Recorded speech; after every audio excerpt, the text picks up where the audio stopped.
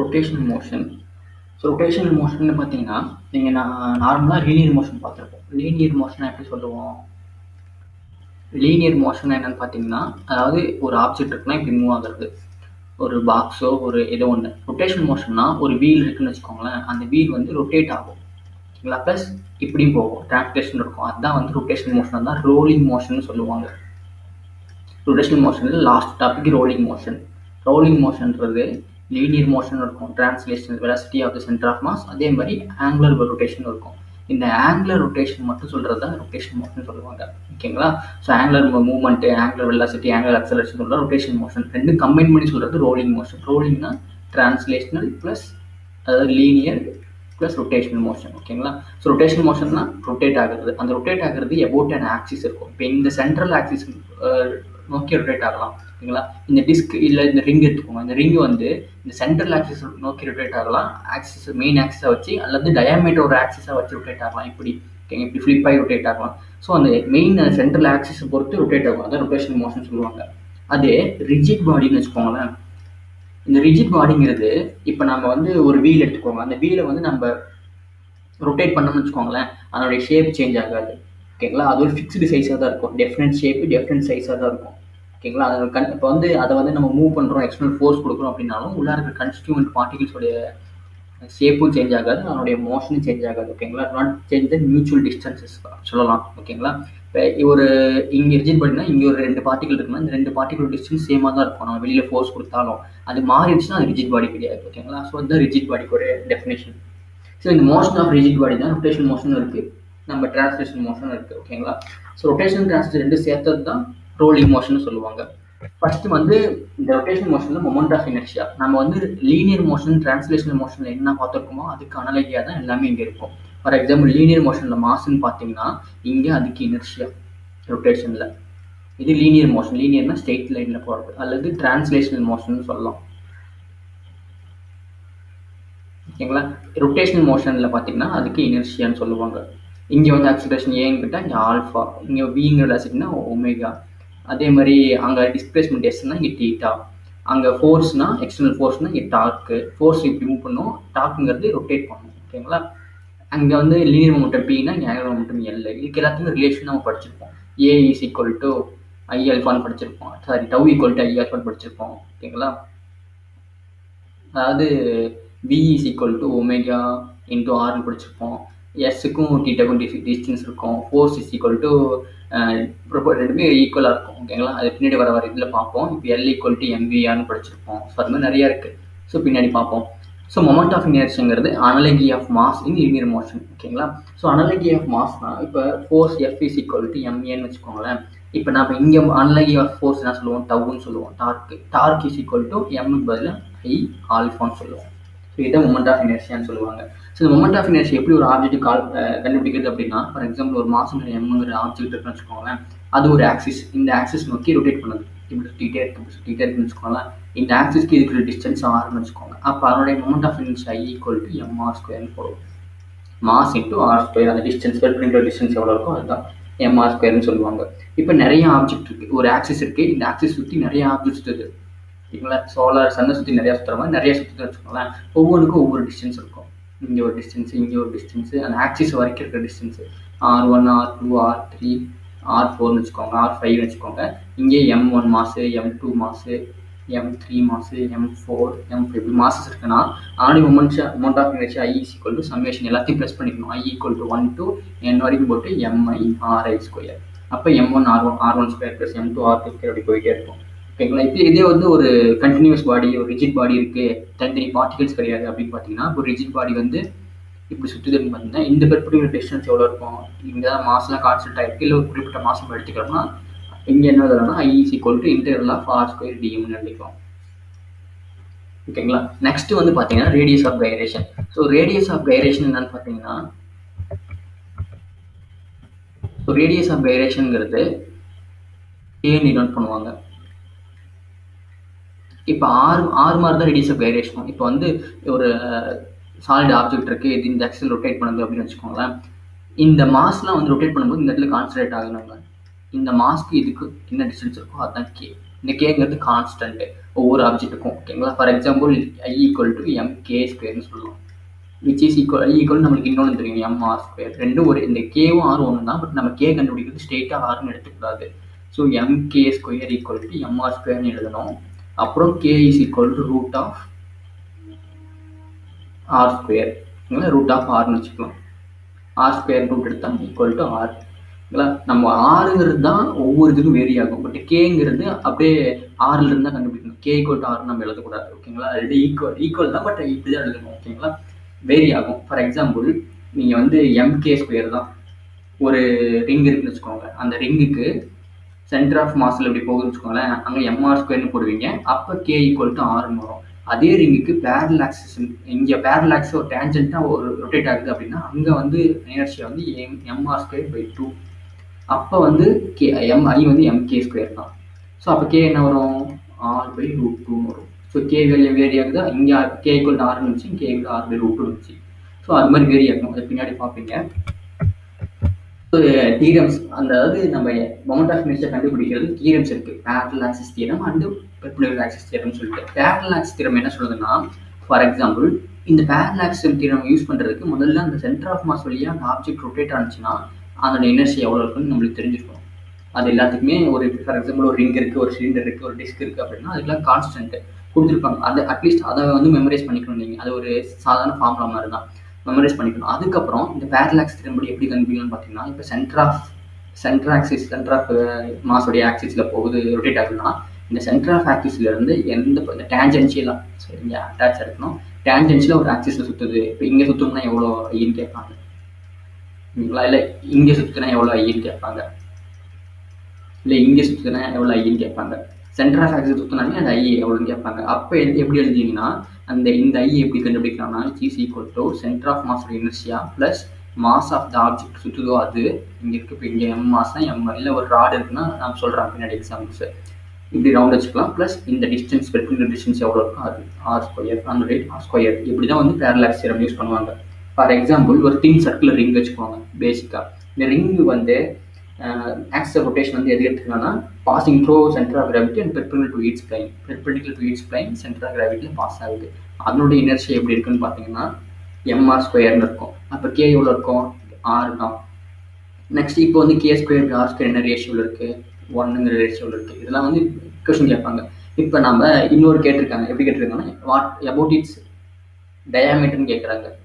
இல்லை sorry, about it's டயாமீட்டர்னு நம்ம இப்படி வருது. அது பெர்பெண்டிகுலர் ஆக்சிஸ் தியரம் அடுத்தது கண்டுபிடிப்போம். ஃபார் எக்ஸாம்பிள் இப்படி கேட்குறாங்கன்னு வச்சுக்கோங்க. இந்த இடத்துல சுற்றுது, அதாவது ஒரு எண்டில் சுற்றுது. ஒரு எண்டை வந்து மெயின் ஆக்சிஸாக வச்சுக்கிட்டு இந்த ரிங்கை இப்படி சுற்றிட்டு இருக்குன்னு வச்சுக்கோங்களேன். அப்போ என்ன ஆகும்? சென்டர் நோக்கி சுற்றாது. ரிங்கை வந்து ஒரு காயினை வந்து நம்ம கை ஃபிங்கர் விரல சுற்றுற மாதிரி இருக்கும். ஓகேங்களா? ஒரு காயினை தானாக ரொட்டேட் பண்ணோம்னா அது சென்டர் ஆஃப் ஆக்சிஸ் நோக்கி சுற்றுது. அந்த காயினை நம்ம விரல சுற்றி ரொட்டேட் பண்ணிட்டு இருந்தோம் அட்டாச் பண்ணி அப்படின்னு பார்த்தீங்கன்னா அது பேரலாக சுற்றுது, parallel to centre of axis. So அது மாதிரி தான் இங்கே. ஸோ அப்போ இந்த இனர்ஷியா எப்படி இருக்கும்? I இஸ் ஈக்குவல் டு எப்படி இருக்குன்னு பார்த்தீங்கன்னா சென்டர் ஆஃப் மாஸோட இனர்ஷியா என்னது? mr square. அதானே ஐயோட சென்டர் ஆஃப் மாஸ் வந்து mr ஸ்கொயர் ப்ளஸ் இந்த டிஸ்டன்ஸ் எவ்வளோ டிஸ்டன்ஸு? ஆர் தான் ரேடியஸு, எம்ங்கிறது மாசம், அதே ஆர் தான், mr square is equal to 2mr square. So பேரலாக இங்கே சுற்றுனா அதோட inertia equal to 2mr square. ஓகேங்களா? ஸோ இப்படி தான் வந்து எல்லாத்துக்கும் சால்வ் பண்ணணும். நெக்ஸ்ட்டு பார்த்தீங்கன்னா ஒரு தின் ராட்னு வச்சுக்கோங்க. இந்த கொஸ்டின்ஸ் கேட்பாங்க. இப்படி லாங் தின் ராட் இருக்குது. அதனுடைய டோட்டல் லென்த் வந்து எல்லுன்னு வச்சுக்கோங்க. டோட்டலாக எல்லு. இப்படி சுற்றுறதுக்கு பார்த்தீங்கன்னா இதனுடைய மொமெண்ட் ஆஃப் இனர்ஷியா வந்து பார்த்தீங்கன்னா ml ஸ்கொயர் பை 12. அப்போ வந்து கே எவ்வளோ இருக்கும்? I ஈக்குவல் டு இருந்தால் கே எவ்வளோ இருக்கும்? I ஈக்குவல் டு mk ஸ்கொயர்னு எழுதலாம். Which is equal to ml square by 12.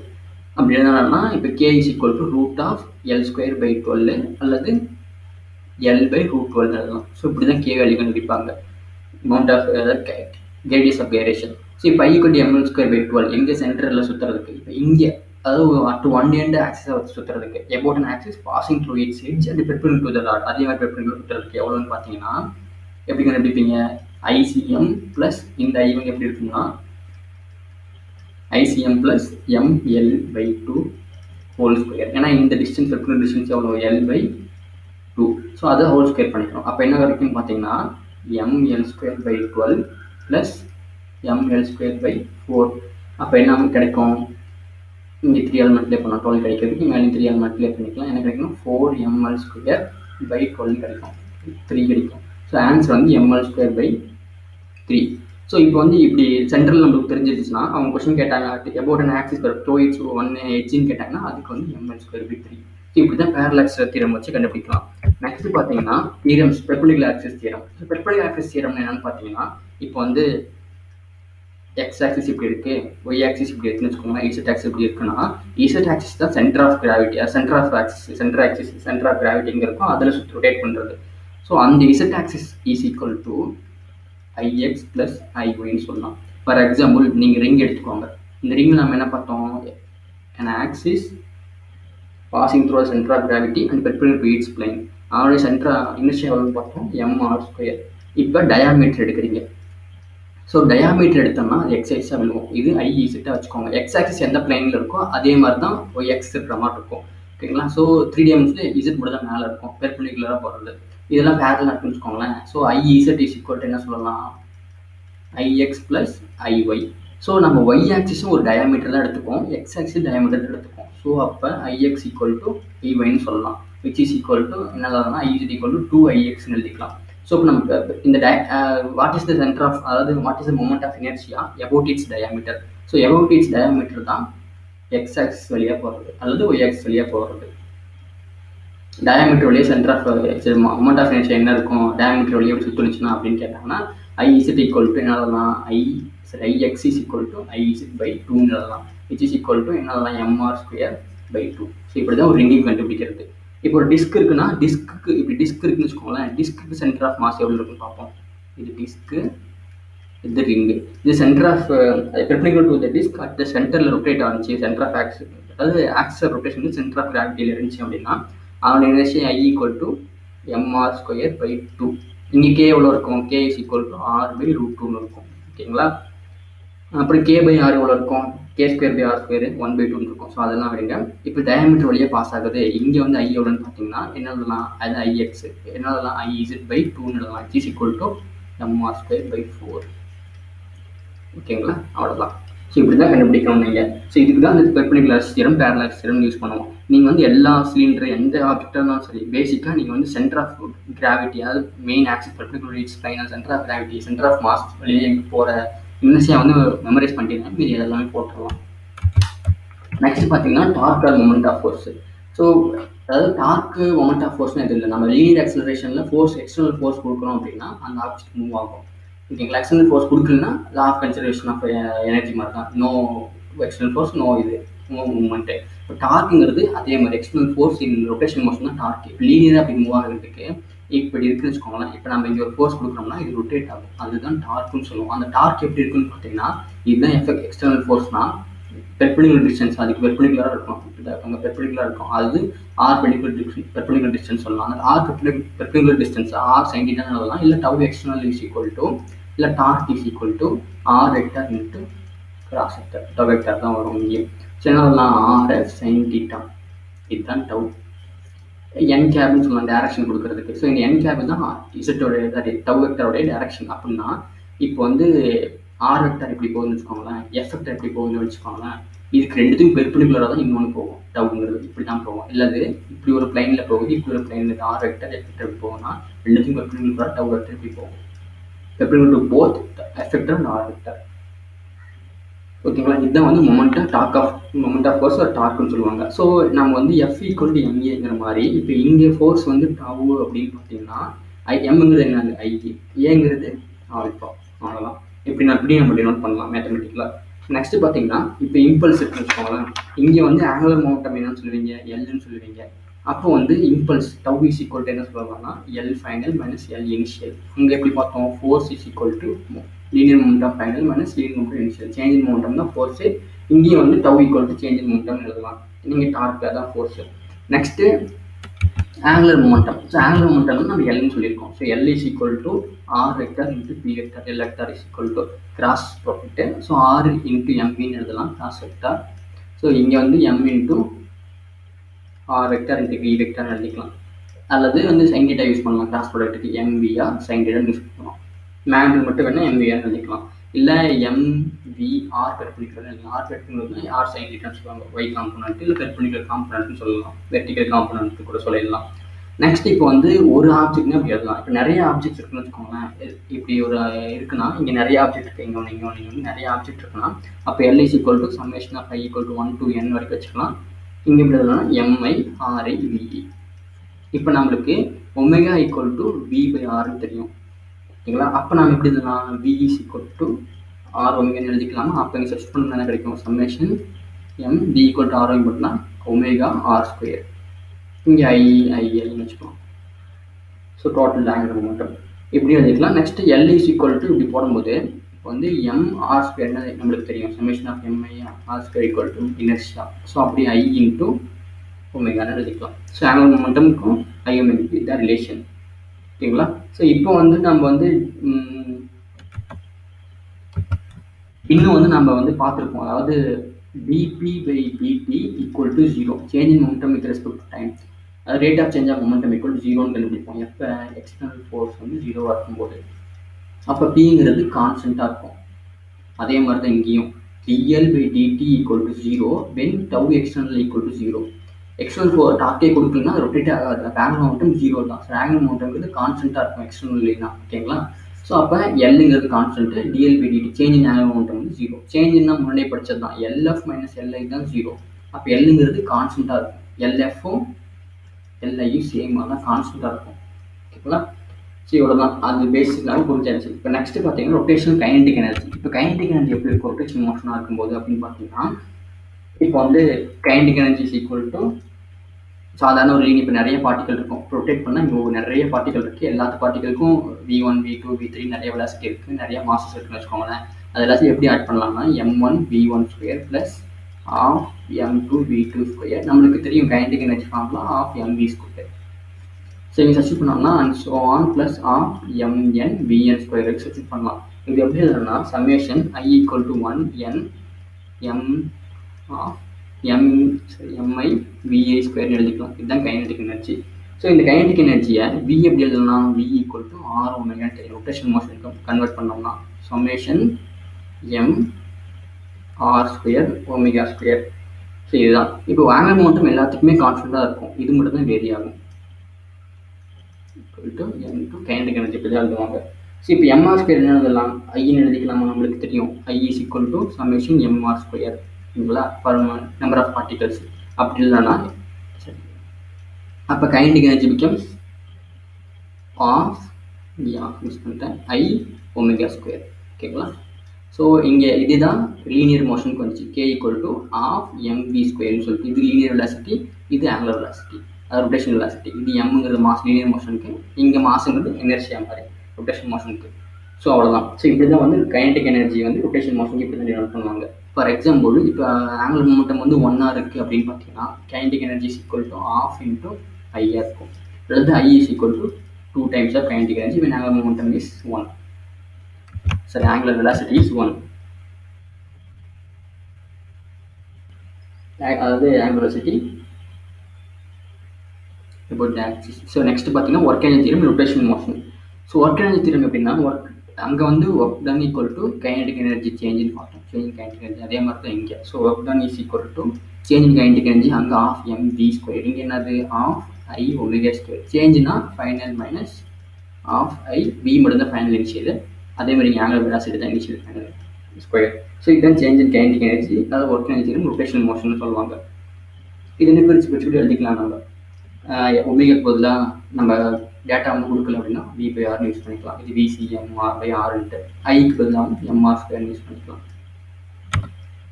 Next பார்த்தீங்கன்னா ரோலிங் மோஷன். ரோலிங் மோஷன் என்னன்னு பார்த்தீங்கன்னா டிரான்ஸ்லேஷனல் ப்ளஸ் ரொட்டேஷனல், இதுதான் வந்து ரோலிங் மோஷன் சொல்லுவாங்க, ஓகேங்களா. ஸோ டிரான்ஸ்லேஷனல் ப்ளஸ் ரொட்டேஷனல் பார்த்தீங்கன்னா ஒரு ரவுண்டாக ஒரு வீல் இருக்குன்னு வச்சுக்கோங்களேன். இது வீலோடைய சென்டர் ஆஃப் மாஸ் இப்படி போகும், V centre of mass rotational. இது சர்ஃபேஸ், இங்கே பிங்கிற பாயிண்ட் கான்டாக்ட்னு வச்சுக்கோங்க. ரொட்டேஷன் பண்ணுறது omega angular velocity. So VCM வந்து இந்த பக்கம் போகுதுன்னா ஒமேகா வந்து இப்படி ஆப்போசிட்டில் போகும், பேக்வர்ட்ஸில். ரெண்டும் ஒரு காம்பினேஷனில் தான் ரொட்டேட் பண்ணுது. அந்த டைமில் ரோலிங் மோஷன்னாவே இந்த பாயிண்ட் ஆஃப் கான்டாக்டில் வெலாசிட்டி 0, அதுதான் ரோலிங் மோஷனோட டெஃபினிஷன். பாயிண்ட் ஆஃப் கான்டாக்ட்னா இப்போ ஒரு டயர் இருக்குது, ரொட்டேட் ஆகுதுன்னு வச்சுக்கோங்களேன். அந்த டயர் வந்து மேலே டயர் இருக்குன்னா கீழே போகும்போது கொஞ்சம் அமுங்கி இருக்கும் பார்த்தீங்களா, இந்த சர்ஃபேஸ் கான்டாக்டில், ஏன்னா அது ரெஸ்ட்டில் இருக்குது. அதாவது அந்த குறிப்பிட்ட பீரியட் ஆஃப் டைம் ஒரு மெஷர், அதாவது குறிப்பிட்ட கொஞ்சோண்டு டைமில் அது படும்போது அந்த வெலாசிட்டி 0வாக தான் இருக்கும். இங்கே வெளியே அப்புறம் அடுத்த டைமில் இந்த பாயிண்ட் கழிஞ்சு இங்கே இருக்க இந்த பாயிண்ட் வந்துடும் கொஞ்ச நேரம் கழிச்சு. ஸோ அந்த டைமில் இந்த இடத்துல பாயிண்டிங் போகும்போது 0வாக இருக்கும் வெலாசிட்டி. ஸோ அந்த பாயிண்ட் ஆஃப் கான்டாக்ட் மட்டும் 0வாக இருக்கும். அதனால தான் வந்து ஸ்லிப் ஆகாமல் ரொட்டேட் ஆகுது, சார் ரோல் ஆகுது. ஓகேங்களா? ஸ்லிப் ஆகணும்னு பார்த்தீங்கன்னா இந்த பாயிண்ட் ஆஃப் கான்டாக்டில் 0 இருக்குது, வெலாசிட்டி வந்து சம்திங் இருக்கும். இங்கே வெலாசிட்டி வச்சு என்ன ஆகும், இங்கே ஃப்ரிக்ஷன் இருக்கும். ஃப்ரிக்ஷன் இருந்துச்சுன்னா அதுக்கு ஆப்போஸ் பண்ணி உடனே அப்படியே தீட்டிட்டு போகிறப்ப ஸ்லிப் ஆகிறது. ஓகேங்களா? ஸ்லைடுன்னா சாரி ரோலிங்னா எதுவுமே ஆகாது. ஸ்லிப்பு இல்லை ஸ்லைடு ரெண்டும் ஒரே கான்செப்ட் தான். ஸோ ரோலிங்னா எதுவும் ஆகாது. பாயிண்ட் ஆஃப் கான்டாக்டில் 0 வெலாசிட்டி இருக்கும், கான்ஸ்டன்ட் ஒமேகா இருக்கும், கான்ஸ்டன்ட் வி இருக்கும், அப்படியே மூவ் ஆகிட்டே இருக்கும், ரெண்டு பேலன்ஸ் பண்ணி. ஓகேங்களா? ஸோ அந்த டைமில் டோட்டல் கைனடிக் எனர்ஜி என்ன இருக்குன்னு பார்த்தீங்கன்னா equal to rotation kinetic energy எவ்வளோ, ரொட்டேஷனல் அதாவது kinetic energy in rotational motion plus kinetic energy in translation motion. Translation motion kinetic energy இது, ரொட்டேஷனுங்கிறது angular velocity, which is equal to of I omega square plus of M V square of centre of mass. So இதுதான் வந்து total kinetic energy. So இது இன்னும் பிரித்து எழுதலாம். V equal to R omega நம்மளுக்கு தெரியும், VCM equal to R omega தெரியும். Next பார்த்தீங்கன்னா இந்த rolling motion, so uniform rolling motion. இப்போ kinetic energy of pure rolling motion. So இன்னொன்று பார்த்துக்கலாம். இப்போ வந்து ரோலிங் மோஷன் ரெண்டு இருக்குது. இங்கே நான் சொன்ன மாதிரி ஸ்லைடிங் ஸ்லிப்பிங் இருக்கிற மாதிரி rolling motion with sliding or slipping. Slip ஆகி ஸ்லைட் ஆகிறது. பியூர் ரோலிங் மோஷன்னா வெறும் ரோலிங் மட்டும்தான் இருக்கும், வித்தவுட் ஸ்லைடிங் ஆர் ஸ்லிப்பிங். ஓகேங்களா? இம்பர்ஃபெக்ட் ரோலிங்னா இது நாம் சொல்றது, இது இம்பர்ஃபெக்ட் ரோலிங். ஓகேங்களா? ஸ்லைடாகவும் ஸ்லிப் ஆகும் நடுவில். பியூர் ரோலிங்க்கு நம்ம கான்செப்ட் சொல்லியிருந்தேன். பியூர் ரோலிங் என்ன சொல்லியிருந்தேன், இந்த point of velocity of point of contact with respect to the surface 0வாக இருக்கும். அதான் பியூர் ரோலிங் சொல்லுவாங்க. அந்த இடத்துல தான் VCM equal to R omega and so on கான்செப்ட்ஸ்லாம் வரும். ஓகேங்களா? ஸோ நெக்ஸ்ட் பார்த்தீங்கன்னா kinetic energy of rolling motion நம்ம முன்ன பார்த்தது. ஸோ டோட்டல் கைனடிக் எனர்ஜி நம்ம என்ன சொல்லியிருந்தோம், total kinetic energy is equal to kinetic energy of rotational motion plus kinetic energy of translational motion. So kinetic energy of rotational motion க்கு of I omega square எழுதிக்கலாம் plus இங்கே of m square எழுதிக்கலாம். இதுல நமக்கு ஐக்கு என்னன்னு தெரியும், I equal to mk square எழுதிக்கலாம். எந்த ஆப்ஜெக்ட்டுக்குமே கேங்கிறது கான்ஸ்டன்ட் தான், mr ஸ்கொயர்ங்கிறது வேரி ஆகும். So of mk square omega ஸ்கொயர்னு எழுதிக்கிறோம் plus of mvcm ஸ்கொயர்னு எழுதிக்கிறோம். அதே மாதிரி ஒமேகாக்கு பதிலாக v by r square மாறிக்கிறோம். So of mk square by r square v square, இது VCM ஸ்கொயர் ஆஃப் mvcm ஸ்கொயர்னு இருக்கும்.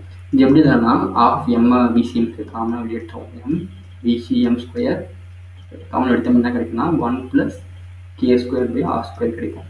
இதுதான் டோட்டல் கைனடிக் எனர்ஜின்னு சொல்லலாம். ஓகேங்களா? ஸோ இப்போ ரேஷியோ எடுத்து பார்த்தோம். So kinetic energy in translation motion is to அதை ரெஃபர் பண்ணி பார்க்குறோம், கம்பேர் பண்ணி. Kinetic energy in rotational motion is to kinetic energy total. இது மூணையும் கம்பேர் பண்ணி பார்த்தோம்னா இப்போ kinetic energy translation of mvcm square மட்டும் தான் இருக்கும். அங்கே 1 எடுத்தோம்னா இது ரொட்டேஷன் மோஷனில் k ஸ்கொயர் பை r ஸ்கொயர்னு இருக்கும். இஸ் டு இங்கே 1 + k square by r square, இதுதான் ratio. But kinetic energy in translation மோஷனில் mvcm ஸ்கொயர்னு இருக்கும். Kinetic energy in rotation motion மட்டும் பார்த்தீங்கன்னா என்ன இருக்கும், I omega ஸ்கொயர்னு இருக்கும். I omega ஸ்கொயர் எப்படி எழுதலாம், I omega ஸ்கொயர் என்ன எழுதலாம், mvcm square k square by r ஸ்கொயர்னு இருக்கும். அப்புறம் கைனடிக் எனர்ஜி இன் டோட்டல் தான் நம்ம இங்கே பார்த்தது, mvcm square 1 + k square by r square. So இது மூணுத்துலேயும் வந்து இது சேம், இது சேம், இது சேம். அப்போ இங்கே 1 இருக்குது, இங்கே k square by r square இருக்குது, 1 + k ஸ்கொயர் + r ஸ்கொயர் ரேஷியோவாக டிவைட் பண்ணுறோம். அதான் ரேஷியோ எடுக்கிறது, கம்பேர் பண்ணுறோம். ஸோ இதுதான் கான்செப்ட். நெக்ஸ்ட் ரோலிங் மோஷனுக்கு ஒரு அப்ளிகேஷன்ஸ் எக்ஸாம்பிள் ப்ராப்ளம் எப்படின்னா, இப்போ ரோலிங் மோஷனில் டவுன் ஆகுது, rolling down inclined plane. For example இப்படி இருக்குன்னு வச்சுக்கோங்க.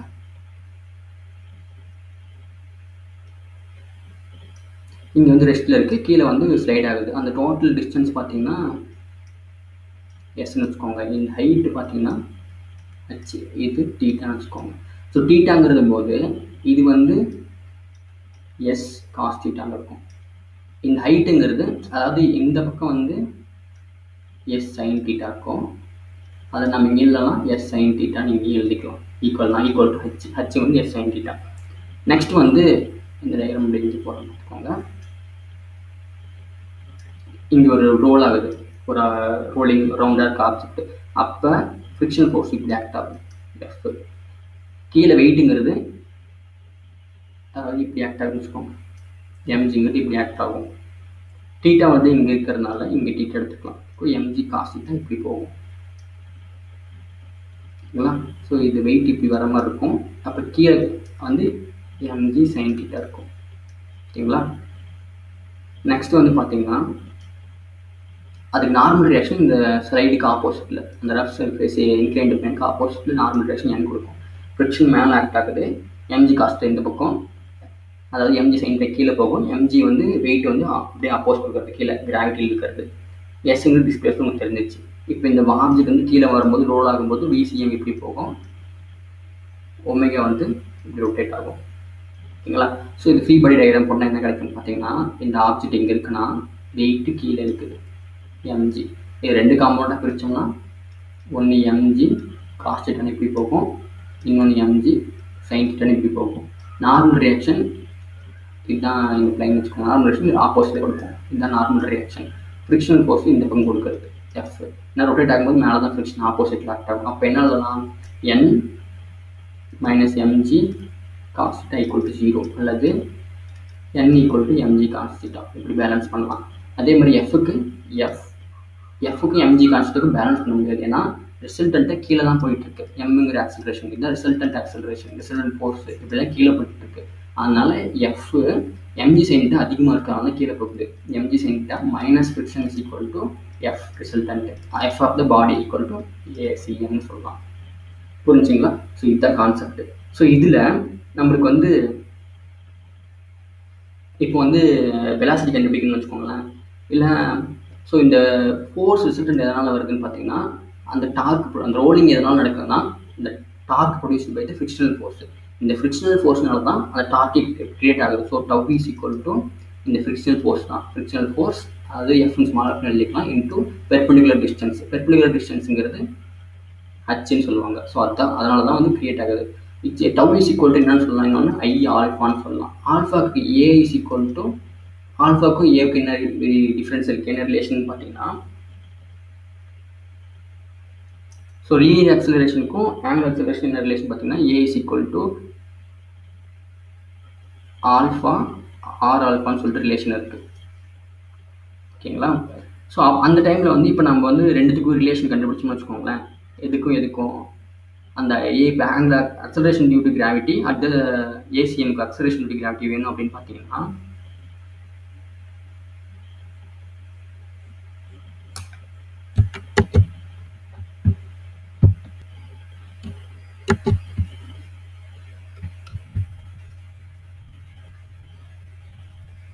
ஸோ இங்கே பார்த்த மாதிரி எங்கே வந்துருந்தோம்,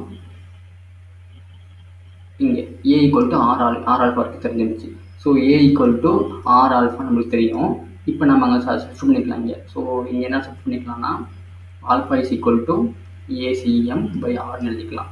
so tau is equal to I alpha, அதை வந்து ஏசிஎம் பை ஆர்னு எழுதிக்கலாம் is equal to F into ஹச்னு எழுதிக்கலாம். ஓகேங்களா?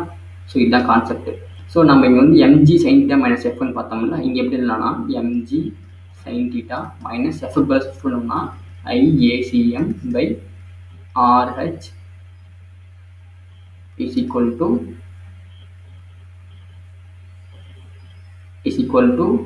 MACM எழுதிக்கலாம். ஓகேங்களா? ஸோ இந்த ஹச்சுங்கிறது நம்ம இங்கே ஹைட்னு எடுத்துருந்தோம் பார்த்தீங்களா, அது எப்படின்னா ஒரு டார்க் இருக்குது எப்படின்னா இதனுடைய ரேடியஸ் ஆர். ஸோ ஃபோர்ஸ் வந்து இப்படி கொடுக்குறாங்கன்னா இந்த பெர்பெண்டிகுலர் டிஸ்டன்ஸ் வந்து ஆராக தான் இருக்கணும். ஸோ இது வந்து ஹச் இல்லை ஆர். ஸோ ஆர் இப்போ என்ன கிடைக்கும், ஆர் ஸ்கொயர்னு கிடைக்கும். இப்போ எம் கேன்சல் பண்ணணும்னு வச்சுக்கோங்களேன், இங்கே எம் கேன்சல் ஆகிடும், ஐக்கு பதிலாக எம்கே ஸ்கொயர்னு எழுதிக்கலாம், இங்கேயும் கேன்சல் ஆகிடும். ஸோ என்ன அதெல்லாம் G sine theta minus K square ACM by R square எழுதலாம் ஈக்குவல் டு ஏசிஎம் எழுதிக்கலாம். இந்த ஏ வந்தாலும் கொண்டு வந்தோம்னா எப்படி எழுதலாம்னா G sine theta is equal to ACM plus K square ACM by R square equal to ACM common எடுத்தோம்னா ACM வந்து 1 + k² பை ஆர் ஸ்கொயர் எழுதலாம் into G sine theta. So அப்போ ஏசிஎம் வந்து இங்கே எழுத மேலே எழுதுற பாருங்க, ACM is equal to G sine theta whole divide by 1 + k square by R square. So இது acceleration due to gravity, acceleration in rolling motion. So ஏசிஎம்னா centre of mass வருது. ஸோ ஏ ரோலிங்னு கண்டுபிடிச்சிருக்கோம் நம்ம. அது மாதிரி ப்ராப்ளம்ஸ் கேட்டாங்கன்னா இதுக்கு மேலே சால்வ் பண்ணணும், இந்த ஃபார்முலா யூஸ் பண்ணணும். சப்போஸ் வந்து n = k square by R square எழுதலாம். ஓகேங்களா, என்னங்கிறது ஒரு constant which is equal to k square by R square. For example அந்த பாடி ஸ்லைட் ஆனிச்சு வச்சுக்கோங்களேன், ஸ்லைடிங்க்கு k square by R square வந்து 0. அப்போ ஸ்லைடிங் ஆகுது, ஸ்லிப் ஆகுது, ரோலிங் வித் ஸ்லைடிங் அப்படின்னு பார்த்தீங்கன்னா என்னாகும், A rolling with sliding is equal to என்னன்னா வெறும் ஜி சைன் தீட்டா மட்டும் தான் இருக்கும். சாரி, ஜி சைன் தீட்டா மட்டும்தான் இருக்கும். கீழே 1 + k square by R square 0 ஆகிடும். So A rolling plus sliding வந்து என்ன இருக்கும், ஜி சைன் தீட்டா. ஓகேங்களா.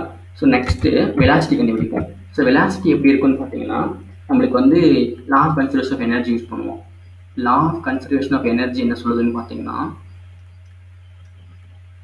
இப்போ அந்த ஆப்ஜெக்ட் வந்து ஒரு மேலே ஒரு பொசிஷனில் இருக்குது. என்ன பொசிஷனில் இருக்குது, ஹைட்டுங்கிற ஹச்சில் அந்த ஆப்ஜெக்ட் மேலே ரெஸ்ட்டில் இருக்குன்னா அதோடைய பொட்டன்ஷியல் எனர்ஜி mgh தான் வந்து கீழே போகும்போது கைனடிக் எனர்ஜி கன்வெர்ட் ஆகும் ரோலிங்கில். So mgh is equal to ½ mdcm² translation kinetic energy plus ½ I⍵² rotation kinetic energy எழுதலாம். ஸோ இங்கே வந்து நம்ம இது எப்படி நம்ம காமனாக சால்வ் பண்ணலாம்னு பார்த்தீங்கன்னா, இங்கே I⍵² எப்படி எழுதலாம், I = mk² எழுதிக்கோங்க. ஒமேகா எப்படி எழுதுனா V/Rன்னு எழுதிக்கோங்க.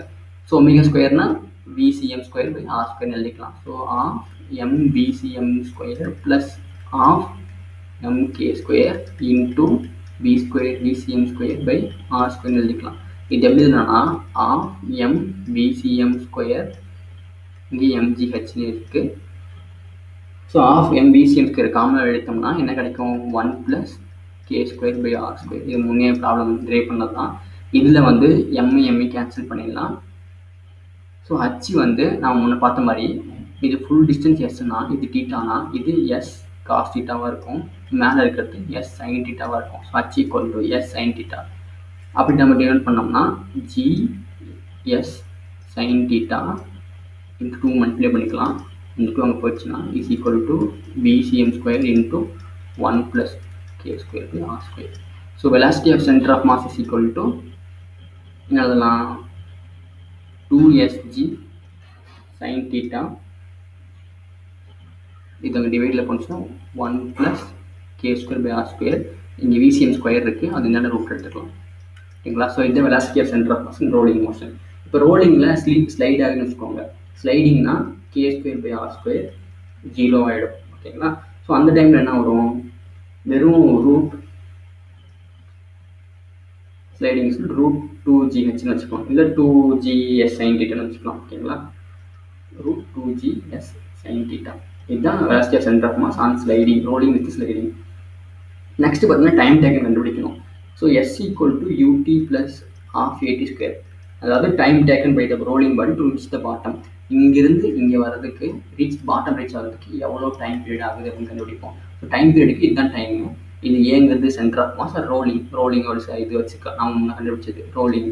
அதே மாதிரி இனிஷியல் வெலாசிட்டி தான் இருக்கும், 0வாக இருக்கும். ஏன்னா இங்கே உருட்டி விடும்போது initial velocity 0. So initial velocity 0. எஸ்ங்கிறது என்னது, அந்த டிஸ்பிளேஸ்மெண்ட்டாக.